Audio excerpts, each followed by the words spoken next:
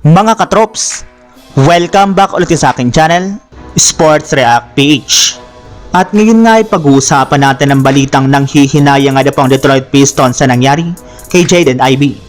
Pag-uusapan na rin nga natin dito sa ating panibagong video, ang balitang umangat na nga po ang Los Angeles Lakers sa standings ng Western Conference matapos nga po silang manalo laban sa Portland Trail Blazers.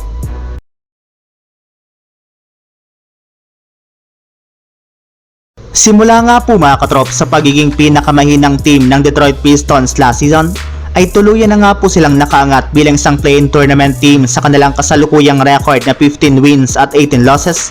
Sa madaling salita, napakalaki nga po ng kanilang in-improve bilang isang kupunan.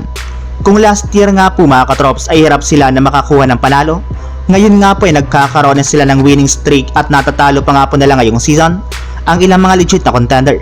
At isa nga po sa mga rason ng kanilang mga pagkapanalo ay ang kanilang player na si Jaden Ivey na nagkaroon ngayon ng breakout year sa pag-average nga po niya ng career high na 17.6 points, 4.1 rebounds at 4 assists per game sa loob ng 30 games.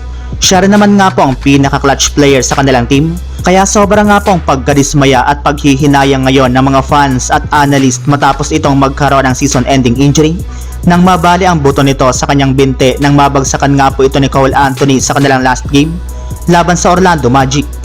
Ayon nga po sa lumabas na balita, sumailalim na nga po ito agad sa isang operasyon upang ayusin ang kanyang injury at inaasahan nga po na hindi na siya makakabalik pa ngayong season.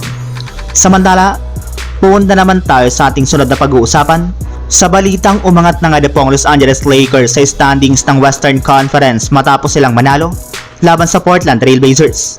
Nagawa nga po mga katrops ng Lakers na makuha ang panalo kontra sa Blazers nang wala si Anthony Davis sa pangunguna nga po ni LeBron James na nagtala dito ng 38 points at 8 rebounds sa kanyang 15 out of 25 shooting sa field goal, kasama na dyan ang kanyang mga crucial basket.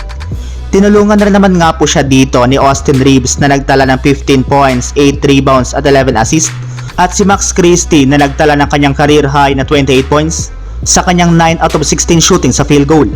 At dahil nga po sa kanilang pagkapanalo ay nakabalik na nga po ang Lakers sa winning column kung saan 7 beses na rin naman nga po silang nanalo sa kanilang huling 10 laro. Tuluyan na rin naman nga po sila ngayong nakaangat sa ika-6 na pwesto sa standings ng Western Conference sa kanilang record na 19 wins at 14 losses.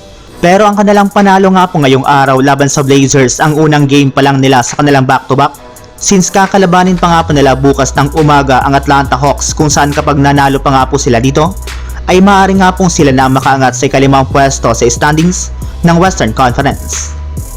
So yun lang mga katrops, ang handog kong story ngayong araw. Sana nag-enjoy kayo, please like and subscribe my YouTube channel, Sports React PH, para sa iba pang story at update patungkol sa NBA. Kita-kits muli sa ating susunod na video.